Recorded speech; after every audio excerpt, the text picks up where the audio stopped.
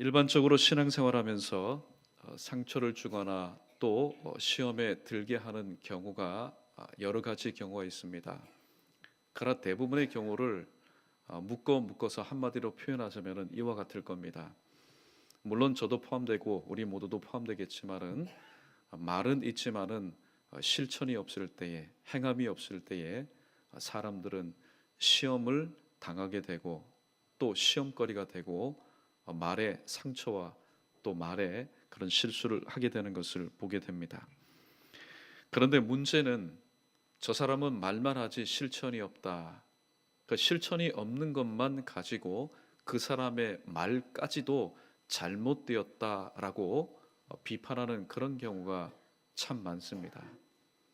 그러나 우리 모두는 하나님께서는 악한 자의 입을 통해서도, 악한 자를 통해서도 하나님 당신의 말씀을 하신다는 사실을 우리가 기억해야 됩니다. 우리는 악한 사람은 악한 말만 하는 줄 압니다. 그러나 하나님은 때로는 악한 사람을 통해서, 때로는 환경을 통해서, 때로는 짐승의 그 혀를 통해서도 하나님의 뜻이 무엇인지를 깨닫지 못하는 사람들에게 말씀하시는 것을 보게 됩니다. 그러므로 그 사람의 말을, 그 사람의 행동을 통해서 그 사람의 말까지 싸매어서 잘못되었다라고 말을 해서는 안 됩니다. 그래서 오늘 여기 본문에 보면은 제목의 말씀이 바로 이와 같지 않습니까? 행하고 지켜야 할 말. 그 말이 누구의 입에서 나오는 말입니까? 서기관들과 바리새인들의 입에서 나온 말입니다. 이 서기관들과 바리새인은 평상시 예수님 공생애 동안 예수님의 책망 엄청 받았습니다. 예수님께 혼쭐 났습니다. 때로는 예수님께 저주까지 받았던 그들의 입이지만은 그들의 입에서 나오는 그 말은 진리였다는 겁니다. 단지 문제는 뭐냐? 진리를 백성들에게 선포하였지만은 그 진리대로 살지 않는 그들의 행위가 문제이니 그들의 행위를 본받지 말아야 될 것이지, 그들이 말한 것은 언제든지 행하고 지켜야 될 것이라고 예수님께서 말씀하고 있습니다. 오늘 본문까지 쭉 왔습니다. 이 바리새인들과 서기관들은 또 자기들이 예수님과 대적할 때는 하였지만은 또 뒷선에 물러가서는 또 사람들을 보내어서 예수님의 일거수일투족을 항상 트집 잡았습니다. 왜 그랬을까? 왜 그랬을까? 그 본질적인 근본적인 그 문제가 뭘까? 그 원인이 뭘까? 오늘 예수님께서는 11절과 12절 말씀에서 아주 간단 요약하게 명료하게 그렇게 정리를 해주십니다. 바로 이 서기관들과 바리새인들의 그 마음 가운데는 교만함이 있었기 때문에, 악한 양심과 악한 마음이 있었기 때문에 그들의 모든 언행 심사가 악할 수밖에 없었다. 만약에 그들이 선한 양심을 가지고 있었다면은 하나님이신 예수님이 이 땅에 오셨을 때에 왕보다도, 그리고 일반 백성들보다도 그들은 하나님의 말씀을 가까이에서, 그리고 그들 머리 가운데 가슴 가운데 하나님의 말씀을 품고 있었기 때문에 영은 영으로 알아봅니다. 하나님이신 예수님이 오실 때에, 이 땅에 오셨을 때 가장 먼저 영접하고 가장 먼저 그 말씀대로 살아야 될 사람들이었는데 그 양심이 타락하다 보니 그 끝자락에는 교만입니다. 하나님도 보이지 않습니다. 또 예수님의 말씀도 음성도 듣지 않습니다. 그런 삶을 살았던 이들에게 너희가 언제까지 교만한 삶을 살겠느냐? 정말로 너희가 높임을 받기 위해서는 어떻게 해야 되는 줄 아느냐? 그래서 높임을 받는 그 방법에 대해서 오늘 예수님께서는 마지막 12절 말씀에서 결론을 맺어주고 있습니다. 자, 오늘 예수님 공생애 3년 동안 예수님께서 하신 말씀은 대부분 위로의 말씀과 또 복된 말씀과 소망의 말씀이었습니다. 그러나 이 말씀이 바리새인들에게만큼은 먹혀 들어가지 않았습니다. 사실 말씀에 권세가 없어서 그런 것 아닙니다. 그들이 마음문을 꽉 닫아두고 예수님의 그 말씀을 받아들이지 않았기 때문에 최소한 이들에게 있어서만큼은 말씀의 능력이 나타나지 않았던 것입니다. 최고의 자리에 앉아 있었습니다. 그러나 그들은 그 최고의 그 지위를 이용해서 그들의 기득권이 무너질까 봐 저 나사렛 예수, 그것도 하찮게 보았던 목수의 아들이 지금 전하는 말마다 자신의 그 기득권 가운데 도전이 되었고 심지어는 그 틀마저 흔드는 그런 파워 있는 권세 있는 말이었기 때문에 어떻게 하든지 간에 이 예수 그리스도의 그 말과 또 예수 그리스도의 가르침으로부터 자신의 기득권을 유지하며 확장하는 데만 열심을 품고 있었기 때문에 하나님이신 예수님의 안중 눈에 보일 리가 없습니다. 그의 말씀이 하나님의 말씀인 것도 들리지가 않았습니다. 보지 못하고 듣지 못하니 하나님의 말씀대로 살아갈 수 없었던 것입니다. 반면에 그들이 작업한 게 있습니다. 어떻게 작업했을까요? 무엇을 작업했을까요? 하나님께서 분명히 그들의 조상인 모세에게는 10계명을 주셨습니다. 10가지를 주셨습니다. 심플하게. 그런데 그들은 이것을 확대하고 이것을 나누고 또 이것을 또 정리해서 613가지라는, 사실 보면은 자기 자신도 만들었지만은 자기 자신들도 지키지 못하는 것들을 어렵게 하여서 백성들에게 그것을 지키라고 했는데, 오늘 말씀해 보니까 오히려 무거운 짐을 짊어지게 하였다. 예수님께서는 그렇게 판단하고 계십니다. 오늘 말씀 한 구절 한 구절을 우리 상고하면서 말씀의 은혜를 함께 나누고자 합니다. 우리 2절로 7절 좀 길지만은 우리 함께 천천히 읽어봅니다. 시작. 서기관들과 바리새인들이 모세의 자리에 앉았으니 그러므로 무엇이든지 그들이 말하는 바는 행하고 지키되 그들이 하는 행위는 본받지 말라. 그들은 말만 하고 행하지 아니하며 또 무거운 짐을 묶어 사람의 어깨에 지우되 자기는 이것을 한 손가락으로도 움직이려 하지 아니하며 그들의 모든 행위를 사람에게 보이고자 하나니 곧 그 경문띠를 넓게 하며 옷수를 길게 하고 잔치의 윗자리와 회당의 높은 자리와 시장에서 문안받는 것과 사람에게 랍비라 칭함받는 것을 좋아하느니라. 아멘. 예수님이 책망하신 것은 입술을 통해서는 진리를 말씀하였지만은 그들의 행위는 진리와 정반대의 악한 것이었기 때문입니다. 오늘 2절과 7절 말씀을 통해서 바리새인들은 이러한 사람이다.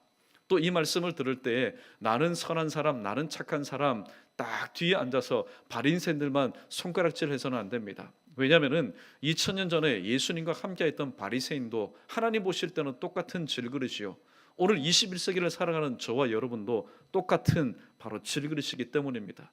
그러므로 오늘 이 말씀이 오늘 우리의 삶 가운데 유리가 되어서는 안 됩니다. 유리가 되면은 내 자신은 보이지 않고 바리새인, 정죄받고 저주받을 바리새인만 보입니다. 그러나 오늘 말씀이 거울이 되어서 말씀 전하는 저로부터 우리 자신의 모습을 오늘 이 말씀을 통해서 다시 한번 직시해보는 그런 시간이 되었으면 좋겠습니다. 첫 번째, 바리새인들은 타락한 양심의 소유자였습니다. 타락한 양심이란 말을 다른 말로 표현하면 화인 맞은 양심이라는 겁니다. 살아있지만은 죽은 양심입니다. 감각이 없는 겁니다. 타락한 양심은 하나님의 음성을 듣지 않습니다. 상대방의 충고도 귀를 기울이지 않습니다. 그리고 자기 자신의 내면, 그래도 살아있는 그 양심의 그 마지막 부르심까지도 귀 기울여 들으려고 하지 않습니다. 이런 사람들을 향해서 예수님께서 이렇게 말씀하신 적이 있습니다. 마태복음 7장 3절 말씀 우리 함께 읽어보겠습니다. 시작. 어찌하여 형제의 눈 속에 있는 티는 보고 내 눈 속에 있는 들보는 깨닫지 못하느냐. 아멘. 오늘 이 들보라는 것, 티라는 건 우리가 잘 알고 있죠. 저도 얼마 전에 눈에 뭐가 나가지고 참 불편했습니다. 아무리 눈을 이렇게 봐도 보이면은 좋겠는데 보이지 않는데 뭔가 이게 자꾸만 이게 눈에 기스를 주는 겁니다. 얼마나 불편한지 모릅니다. 그런데 오늘 예수님께서 말씀합니다. 형제 눈 속에 있는 보일까 말까는 티는 그렇게 잘 보면서도 왜 네 눈 속에 있는 들보를 보지 못하느냐. 저는 사실 옛날 초가집에 혹은 기아집에 살아본 적이 없기 때문에 들보가 뭔지에 대해서 확실한 개념이 없는데, 들보가 그거입니다. 기둥과 기둥 사이를 이어주는 대들보. 요즘으로 말하면은 빔, 철제 빔. 그런데 오늘 예수님께서 2000년 전에 하신 말씀이 그겁니다. 야, 네 눈은 어쩌면 그렇게 밝은지 모른다. 형제의 눈 속에 있는 그 티는 보면서도 네 눈 속에 있는 들보를 보지 못하느냐. 오늘 타락한 양심의 소유자들의 바로 모습이 이러했던 것입니다. 두 번째, 바리새인들은 타락한 행위의 실천자들이었습니다. 타락한 행위의 본질은 바로 이겁니다. 예수님께서 금식에 관해서 또 기도에 관해서 또 구제에 관해서 말씀하실 때 항상 빼놓지 않고 언급하셨던 부분 여러분 기억나십니까? 그것은 바로 사람들에게 보이기 위해서, 사람들에게 보이기 위해서. 타락한 양심의 그 본질, 그 근저에는 뭐가 있냐면은 사람들에게 보이기 위해서 모든 것을 하려고 한다는 겁니다. 5절 말씀해 보면은 좀 어려운 말인데 경문띠를 넓게 한다. 이 경문이라는 게 뭐냐면은 경전에 성구들이 들어있는 작은 상자를 말합니다. 유대인들을 보면은 머리에 특별히 이마에 이런 조그마한 상자를 담아두는데 물론 그 정신은 우리도 깊이 평가해야 됩니다. 어떻게 하면은 하나님의 말씀을 내 머릿속에다가 물리적으로 집어넣을 수는 없으니까 그 하나님의 말씀이 기록된 성구들을 이 머리에다가 어떻게 달고 항상 하나님의 말씀이 이랬지 그 정신만큼 마인드만큼은 좋습니다. 그런데 오늘 바리새인들은 그 경문띠를 넓게 하여서, 왜냐하면 조그마한 상자 조그맣게 하면은 사람들에게 보이지 않으니까 그것을 될 수 있으면 사이즈를 넓게 하여서, 그 다음에 두 번째 보니까 옷수를 길게 하고, 옷수를 길게 합니다. 늘립니다. 여러분 가만히 보면은 그 모습이 좀 우스꽝스럽지 않습니까? 사람은 다 자기 몸에 맞는 사이즈가 있습니다. 그런데 오늘 이 말씀을 굳이 해석하자면은 자기 몸의 사이즈에 맞지 않게끔 확대해서, 그 이유가 뭡니까? 보이도록 하기 위해서였습니다. 하나님께 충성된 자로 인정받기 위해서 위선적인 행위도 서슴지 않고 자행했던 겁니다. 그런데 오늘 이 바리새인들의 그 중심은 알겠는데 그 중심보다도 그 근저에 저 밑에 있는 잘못된 타락한 바로 마음, 타락한 그 양심의 발로가 뭡니까? 그 하나님께 인정을 받아야 되는데 하나님께 인정받기보다는 사람들에게 인정받기 위해서 그러한 삶을 살았다라는 사실입니다. 사람에게 인정받으면은 자칫 잘못하면 하나님께 멀어질 수 있습니다.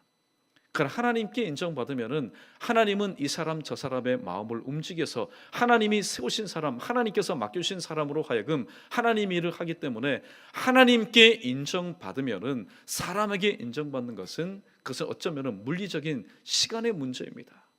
그러나 사람에게는 인정받지만은 자칫 잘못하면은 하나님께 인정받지 못할 수 있으니 오늘 우리는 사람에게 인정받기보다는 하나님께 인정받는 그런 삶을 우리는 살아갈 수 있어야 됩니다. 이러한 저와 여러분 우리 모두 되기를 주님의 이름으로 축원합니다.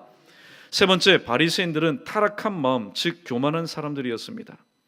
영광은 오직 하나님께만, 그들도 다 알고 있었습니다. 물론 고린도전서 10장 31절 말씀, 이 말씀은 예수님 당시의 바리새인들 후대에 기록되었기 때문에 오늘 그 말씀을 알지는 못한다 할지라도 유대인들이 존재하는 이유가 뭡니까?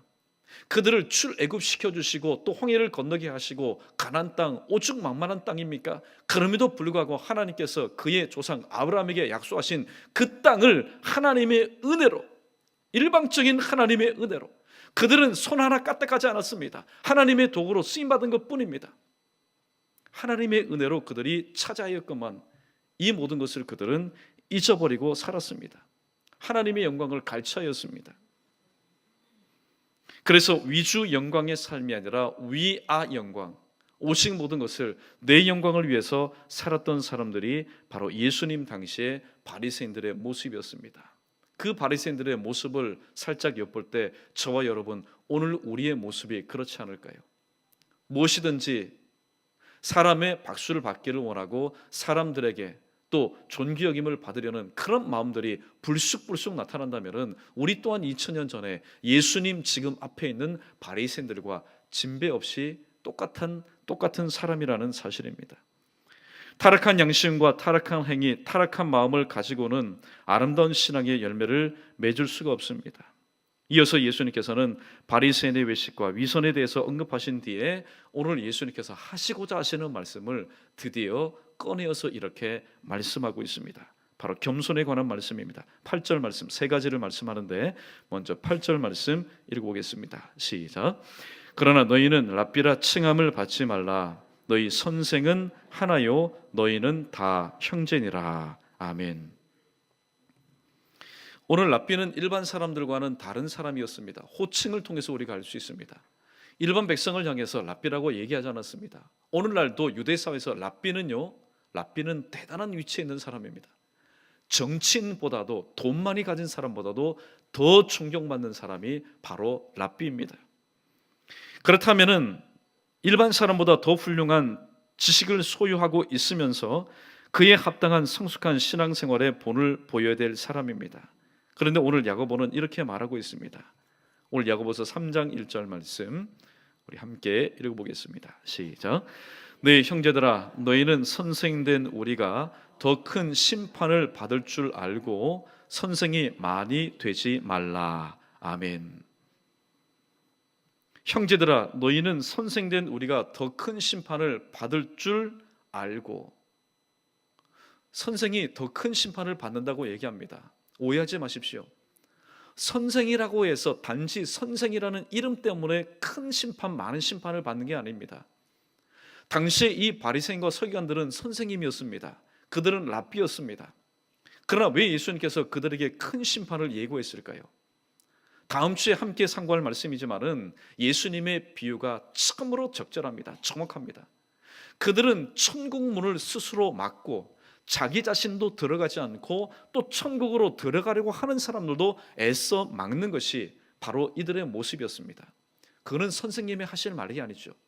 선생님은 비록 지치고 선생님은 비록 지식이 졸아여서 좋은 길로 가지 못한다 할지라도 학생들만큼은 좋은 길로 인도하고 나를 디딤돌 삼아서 나를 밟고 더 앞으로 나가도록 하는 그것이 바로 선생님의 올바른 모습이었는데, 오늘 예수님 눈에 비친 이 랍비라고 부름을 받았던 당시의 바리새인과 서기관들은 그런 삶을 살지 못했던 것입니다.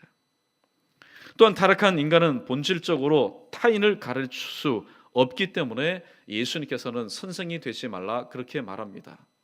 그런데 가만히 보면은 예수님의 말씀과 오늘 교회 안에서 신앙교육 위배되는 것 같습니다. 목사도 가르치고 구역장도 가르치고 교사도 가르칩니다. 그런데 예수님께서는 너희가 선생이 많이 되지 말라고 얘기하고 있습니다. 도대체 예수님의 말씀을 우리가 어떻게 해석할 수 있을까요? 진리를 말씀하실 수 있는 분은 오직 누굽니까? 나는 곧 길이요 진리라고 말씀하신 바로 하나님이신 예수님밖에 없습니다. 그런데 오늘날 후대의 많은 사람들이 그 진리를 가르치고 있습니다. 저도 가르치고 구역장도 또 말씀을 가르치는 모든 사람들이 오늘 진리의 말씀을 가르치고 있습니다. 어떻게 할 때 진리의 말씀을 가르칠 수 있을까요? 사실 저도 그릇이 진리를 가르칠 만한 그릇이 되지 못합니다. 그러나 진리의 말씀을 가르칠 수 있는 것은 바로 깨닫게 하시는 영인 성령이 나로 하여금 역사하여 주기 때문에, 때로는 가르치는 자로 하여금, 교사로 하여금, 구역장으로 하여금 가르치는 영인 진리이신 성령께서 함께 하시기 때문에 우리는 하나님의 그 가르치는 역사를 우리는 대신해서 감당할 수 있게 되는 것입니다. 그러므로 목사도 때로는 구역장도 교사도 가르치는 영, 또 깨닫는 영이 없이 하나님의 말씀을 가르치다가는 때로는 바리새인과 서기관들처럼 하나님의 뜻과는 전혀 무관한 자의적으로 해석해서 잘못된 가르침을 가르칠 수 있다라는 겁니다. 저 여러분, 우리 모두는 어떻게 보면은 성령께서 함께하지 않으면은 진리에 있어서는 무지한 인간들입니다. 여러분, 자존심 상해하지 마십시오. 사실입니다. 오늘 진리이신 주님의 그 영 성령께서 오늘 또 나로 하여금 깨닫게 하지 않으면은 아무리 우리가 고가의 성령책을 가지고 수십 년 동안 신앙생활을 한다 할지라도 진리에 있어서만큼은 우리는 무지한 인생이요 무식쟁이라는 사실입니다. 예수님이 말씀합니다. 소경이 소경을 인도하면은 둘 다 구덩이에 빠뜨리게 된다. 이게 무슨 말씀일까요? 사실 배우는 사람, 따라가는 사람은 구덩이 가운데 빠지기를 원해서 따라가는 사람 없을 겁니다. 좋은 의도로 하나님의 말씀 가운데 함께 하시면은 그것을 가르치는 자가 성령의 깨닫게 하시는 그 영에 의해서 사로잡혀서 말씀의 은총, 말씀의 포로의 은총이 되지 않고 말씀을 가르치면은 아무리 좋은 그런 성경 공부 교재 그런 실에서 공부한다 할지라도 결국에는 예수님 말씀처럼 시각장애인이 시각장애인을 인도하다가 둘 다 구덩이에 빠지는 경우가 될 수밖에 없다라고 말씀하는 겁니다. 결정적인 이유는 이겁니다. 우리가 선생이 되지 말아야 될, 랍비라고 칭함을 받지 말아야 될 결정적인 이유에 대해서 오늘 사도 요한은 이렇게 말하고 있습니다. 우리 요한복음 3장 2절 말씀 우리 읽어봅니다. 시작. 그가 밤에 예수께 와서 이르되 랍비여 우리가 당신은 하나님께로부터 오신 선생인 줄 아나이다. 하나님이 함께 하시지 아니하면 당신이 행하시는 이 표적을 아무도 할 수 없음이니이다. 아멘. 오늘 이 니고데모라는 사람, 이 니고데모도 랍비였습니다. 그런데 이 니고데모가 입술을 통해서 시인을 합니다. 어떻게 시인합니까? 랍비여, 예수님을 향해서 랍비여, 당신이 진정 우리의 스승입니다. 우리의 랍비입니다. 우리가 당신은 하나님께로부터 오신 선생인 줄 압니다.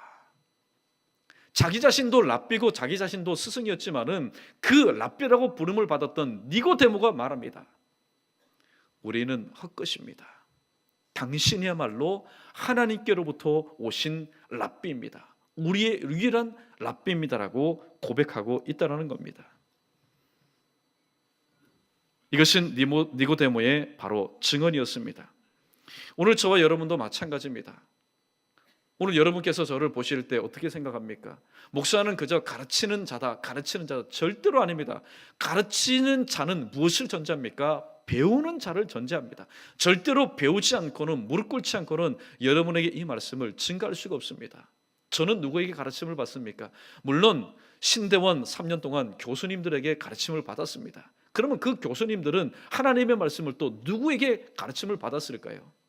결국 따지고 하다 보면은 우리의 유일한 오직 스승은 예수 그리스도 한 분이신 줄로 믿습니다. 저 여러분이 오늘 또 가르침을 받으면서 또 신앙생활에 좌로나 우로나 치우치지 않는 삶을 살아야 될 이유가 바로 이겁니다. 사람을 선생 삼아서 가르침을 받게 되면은 다시 말씀드립니다. 아무리 존경받고 아무리 그가 박학다식한 사람이라 할지라도 하나님 보실 때는 그도 질그릇입니다. 배움받는 우리도 질그릇입니다. 소경이 소경을 인도하면은 어떻게 된다고요? 둘 다 구덩이에 빠지게 되는 겁니다. 그러나 참된 빛이신 주님께서 어둠 가운데 하면은 우리를 인도하실 때는 실족할 리가 없습니다. 실언할 리가 없습니다. 그러므로 예수님께서 너희가 랍비라 칭하지 말라. 이래서 예수님께서 우리로 하여금 랍비라 칭하지 말라. 왜냐하면은 오직 이 땅에서 하나님의 진리인 모든 것을 우리에게 가르치시는 유일한 스승, 유일한 랍비는 바로 오직 예수 그리스도이시기 때문입니다. 그 다음에 두 번째, 땅에 있는 자들을 아버지라고 하지 말라고 얘기합니다. 우리 9절 말씀 계속해서 읽습니다. 시작. 땅에 있는 자를 아버지라 하지 말라. 너희의 아버지는 한 분이시니 곧 하늘에 계시니라. 아멘. 위대한 스승을 아버지라고 부르는 습관이 선지자 시대에 있었습니다. 열왕기하 2장 12절에 보니까 엘리야가 불병과 불말을 타고 승천할 때에 엘리사가 이렇게 호칭했습니다. 내 아버지여, 이스라엘의 병거여, 그 마병이여. 엘리야를 향하여서 내 아버지라고 불렀습니다. 이를 통해서 아버지라는 호칭은 위대한 스승을 가리킬 때 사용했다라는 예를 우리는 발견하게 됩니다. 또 신앙으로 인도하는 사람을 가르쳐서 아버지라고 부르기도 합니다. 자, 그런데 고린도전서 4장 15절 말씀 우리 한번 읽어보겠습니다. 고린도전서 4장 15절입니다. 시작. 그리스도 안에서 일만 스승이 있으니 아버지는 많지 아니하니 그리스도 예수 안에서 내가 복음으로써 너희를 낳았습니다. 아멘. 오늘 그리스도 안에서 일만 스승이 있으니 이것은 성령의 깨닫게 하는 영과 가르치는 영을 통해서 바로 하나님의 말씀을 가르치는 자를 말합니다. 오늘 또 이 한국교회 교회에도 얼마나 가르치는 사람이 많습니까? 그러나 오늘 보니까 아버지는 많지 아니하나니 그리스도 예수 안에서 내가 복음으로써 너희를 낳았다. 그렇게 말합니다. 아버지로서 바로 아들을 낳았다는 거죠.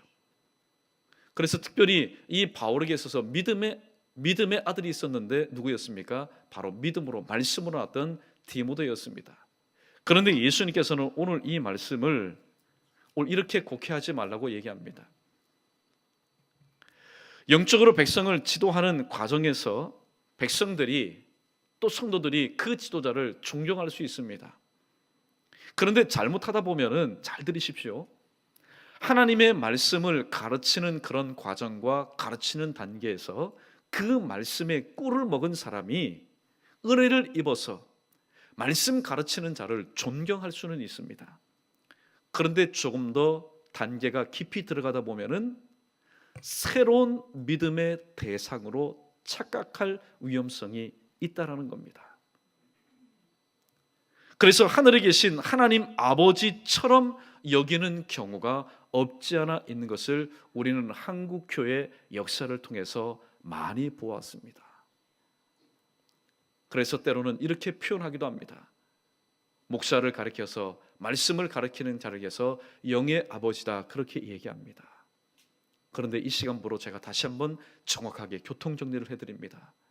영의 아버지는 오직 누구이십니까? 하나님 한 분밖에 없습니다. 아무리 이 땅에서 신구약 성경을 머릿속에 집어넣어서 돌돌돌돌 외우고 암송하고 또 하나님의 말씀을 은혜롭게 전하는 정말로 영적인 그런 목사를 할지라도, 말씀을 가르치는 자라 할지라도 절대로 사람은 영의 아버지가 될 수가 없다라는 겁니다. 자칫 잘못하면은 우리가 북한 꼴 납니다. 여러분, 북한을 가리켜서 어떻게 말하는지 아십니까? 인간을 신으로 만든 나라다, 그렇게 규정하고 있습니다. 인간을 신으로 만들어버린 나라다. 목사가 교주가 되면은 어떤 현상이 일어나는지 아십니까? 목사가 교주가 되면은, 교주, 주가 어떤 주입니까? 주인 주자입니다. 교주가 되면은 임마누엘의 교회가 이카보스의 교회로 변질되어 버립니다. 하나님께서 함께 하셨던 교회가 주인이 또 생겼으니까 그 하나님께서 떠나가신다라는 겁니다. 자금에 여기저기서 우는다는 그런 교회를 한번 보십시오. 사이즈가 좀 커지니까 또 성도들이 또 모든 것에 있어서 추앙하고 우르다 보니까 자기 자신이 그만 교주가 되어버렸습니다. 절대로 여러분, 목사는, 하나님의 말씀을 가르치는 자는 어떠한 신비로운 능력이 있다 할지라도 그는 영의 아버지가 아닙니다. 그는 말씀을 가르치는 도구일 뿐입니다. 또 세 번째, 오늘 예수님은 이렇게 말씀합니다. 10절에서 또한 지도자가 지도자라 칭함을 받지 말라, 그렇게 말씀하고 있습니다. 10절 말씀 계속해서 읽어보겠습니다. 시작. 또한 지도자라 칭함을 받지 말라. 너희 지도자는 한 분이시니 곧 그리스도 신이라. 아멘. 지도자는 어떤 목적지로 인도하는 사람을 의미합니다. 절대로 지도자는 사꾼이 되어서는 안 됩니다. 지도자는 목자여야 됩니다. 오늘 우리가 믿는 예수님은 누구입니까? 저와 여러분을 죄 많은 이 세상에서 우리를 구원해 주시고 또 교회로 불러주실 뿐만 아니라 이 땅에서 사는 동안에 교회라는 그런 직분을 가지고 하나님의 그 영광을 힘써 나타낼 수 있도록 우리에게 귀한 사명을 주셨습니다. 그래서 결국에는 저 천국으로까지 우리의 한 발걸음 한 발걸음을 인도하시는 분, 바로 이 예수님이 바로 우리의 지도자, 유일한 지도자, 바로 예수 그리스도입니다.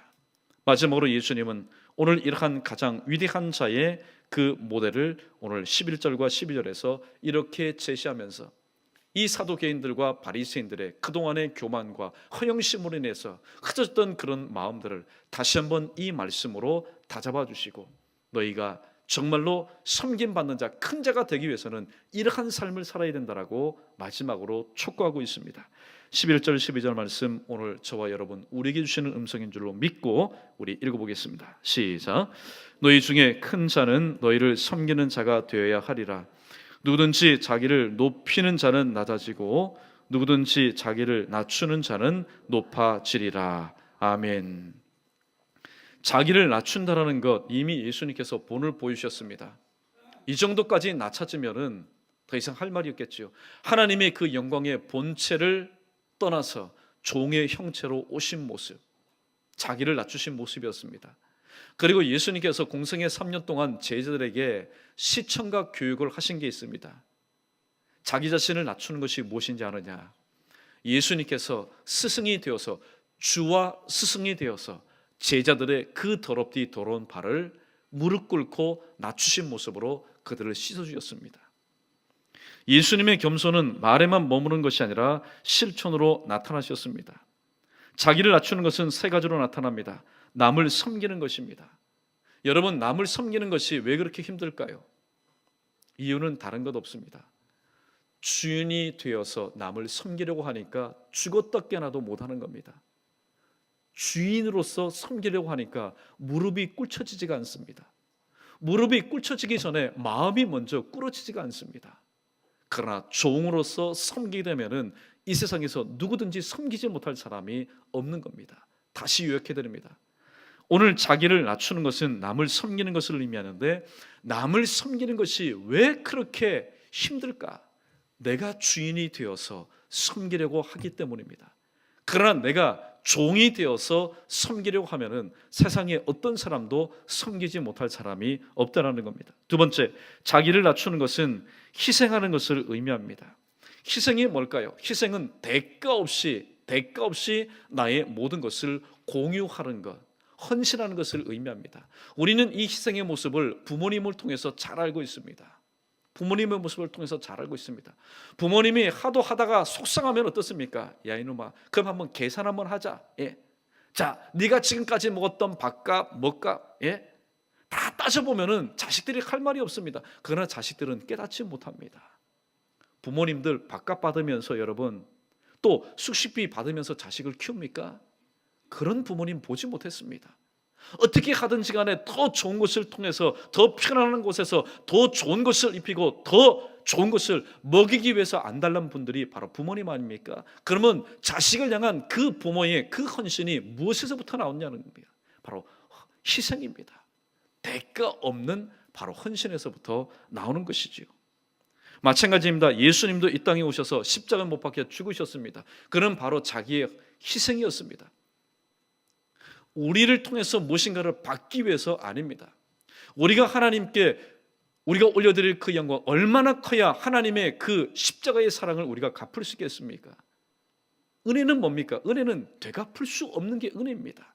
만약에 우리가 만분지 1, 10만분지 1, 100만분지 1이라도 내 자력을 통해서 갚을 수 있다면 그것은 은혜가 아닙니다. 그건 은혜가 아닙니다. 은혜는 뭡니까? 내 힘으로도 내 능력으로도 내 모든 것을 가지고도 갚을 수 없는 것이 바로 은혜인데, 저와 여러분이 바로 그러한 은혜를 입고 오늘 또 살아가고 있다는 겁니다. 이것을 생각한다면, 이것을 기억할 수 있다면 오늘 예수님처럼 낮추는 삶을 사는 것은 그렇게 어려운 것이 아닐 겁니다. 또 자기를 낮추는 것의 가장 마지막 핵심이 뭡니까? 우리 크게 한번 따라해 보겠습니다. 자기를 낮추는 것 가장 핵심은 사랑하는 것입니다.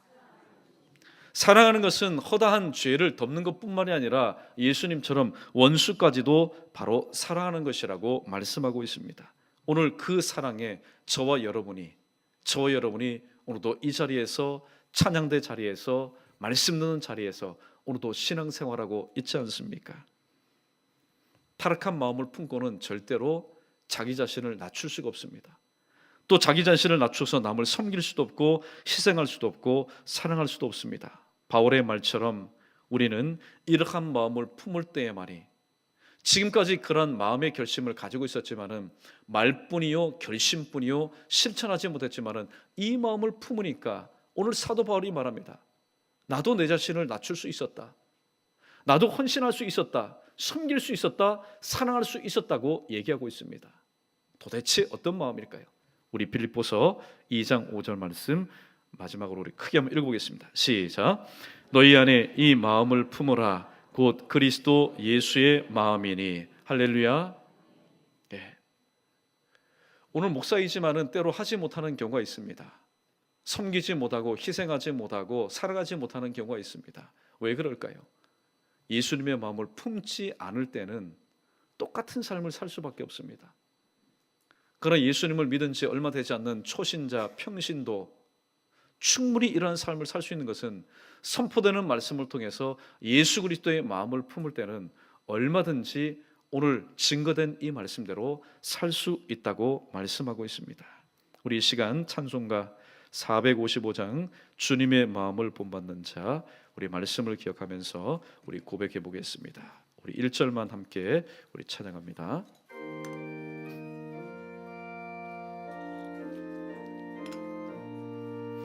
주님의 마음을 본받는 자, 그 마음의 평강이 찾아오는 험악한 세상을 이길 힘이 하늘로부터 임함이로다. 주님의 마음 본받아 살면서 그 거룩하신 나도 이루리. 아멘. 오늘 이 리듬과 또 이 곡조에 따라서 우리가 자칫 흘려버릴 것이 있는데, 그것은 바로 가사 내용입니다. 우리가 주님의 마음을 품을 때에, 또 주님을 본받을 때 유익이 뭡니까? 오늘 하나님의 영감을 통해서 이 곡을 작시한 작시자는 이렇게 말합니다. 첫 번째, 내 마음에 평강이 찾아온다. 내가 주님의 마음을 품을 때, 사람의 마음을 품을 때는 분노가 치밀고, 사람의 마음을 품을 때는 가라앉았던 앙금들이 자꾸만 떠오르는데, 예수 그리스도의 마음을 품다 보니 내 마음에 하나님의 평강이 찾아오는 것을 내가 체험하게 되었습니다. 또 주님을 본받고 주님의 마음을 품게 될 때에 이 험악한 세상을 이길 힘을 하늘로부터 공급받게 되었다라고 말씀하고 있습니다. 말씀을 정리합니다. 오늘 말씀의 제목, 행하고 지켜야 할 말. 그 말을 누가 했습니까? 사두개인들과 바리새인이었습니다. 그들의 행위는 우리가 절대로 본받지 말아야 됩니다. 그러나 우리가 오해하지 말아야 될 것은, 하나님은 악한 사람의 입술을 통해서도 하나님은 때로는 하나님 당신의 말씀을 오늘도 그 말씀대로 순종하지 못하는 교회를 향해서 주시기 때문입니다. 타락한 마음, 타락한 양심을 가지고 또 하나님께서 허락하신 귀한 사역을 감당할 수 없습니다. 타락한 마음과 타락한 양심을 가지고는 우리가 교만의 자리에서 하나님께 영광을 돌리지 못하고 그 영광을 가로챌 수밖에 없습니다. 결코 이런 마음을 가지고는 주님께서 말씀하신 것처럼 자신을 낮추는 삶을 사는 것이 불가능합니다. 자기를 낮추어 남을 섬기며 또 희생하며 사랑하는 마음, 사랑하는 삶을 살 수 있는 것은 오직 예수 그리스도의 마음을 품을 때만이 이 모든 것을 감당할 수 있다고 말씀하고 있습니다. 마음의 평강이 찾아오기를 원합니까? 또 이 세상, 험악한 세상을 이길 힘을 하늘로부터 공급받기를 원합니까? 오늘 성경에 보니까 다른 방법, 다른 재주, 다른 길이 없다고 얘기합니다. 예수 그리스도의 마음을 품을 때, 주님의 그 모습을 본받을 때에 이러한 신령한 은혜를 받아 누릴 수 있다고 말씀하고 있습니다. 아무쪼록 오늘 본문에 등장하는 서기관들과 바리새인들처럼 또 말에만 머무르는 우리의 신앙생활이 되지 말고, 예수님처럼 또 예수님의 말씀을 잘 받들어 신앙생활을 아름답게 하였던 신앙의 선배들처럼 오늘 또 실천으로 열매 맺을 수 있는 저와 여러분, 우리 모두 되기를 주님의 이름으로 축원합니다.